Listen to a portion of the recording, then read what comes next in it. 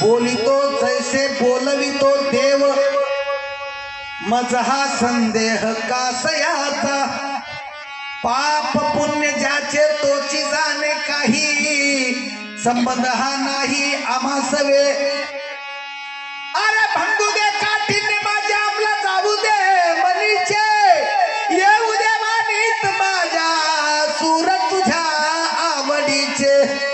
धैर्य दे अनम्रता दे पाहण्या जे जे पाहणे आणि वाकू दे बुद्धी समाजा तप्त पोलादा प्रमाणे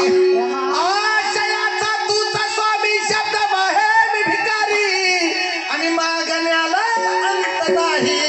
आणि देणारा मुरारी मुरारी देवाने दिलं सरत नाही माणसाने दिलं पुरत नाही अनमोल असा ठेवा आपल्याला प्राप्त झाला तो म्हणजे आऊट हाताचा हा देहगाव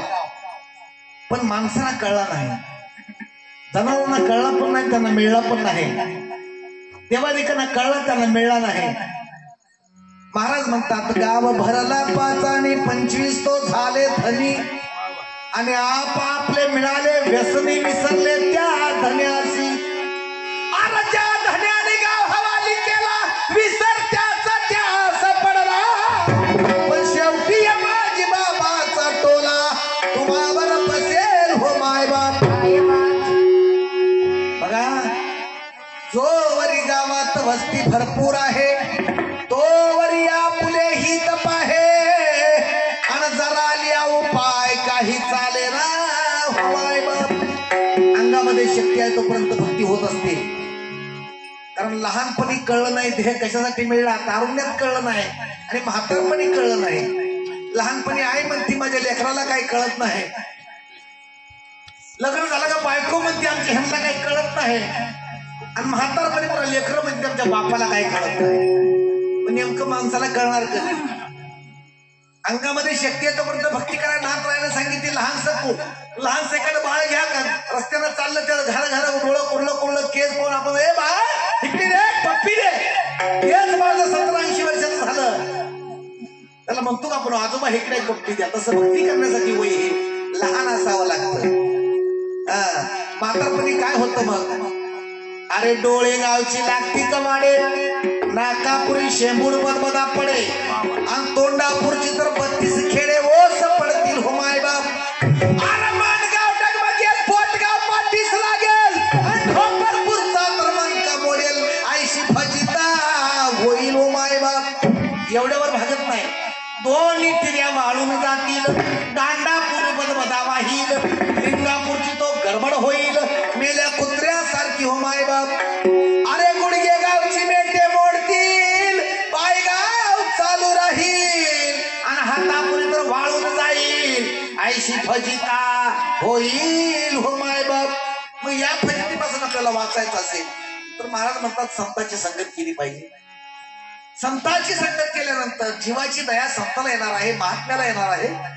जीवाला शरण जाऊन कल्याण होणार नाही जीवानं महात्म्याला शरण गेल्यानंतर कल्याण होणार आईशी गावची गडबड झाली ती पाहून मला दया आली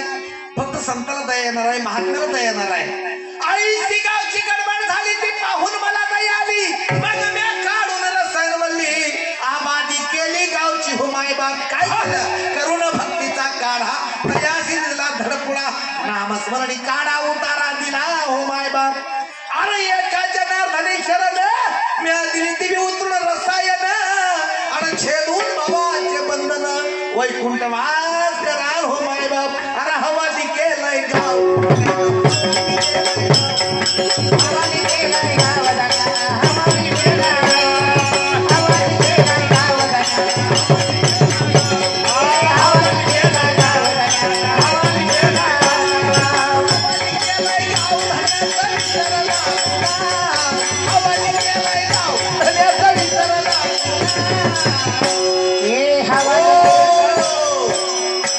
धन्याचं नाव विसरून आईचं नाव पहिल्यांदा घेतलं आमच्या सुधाकर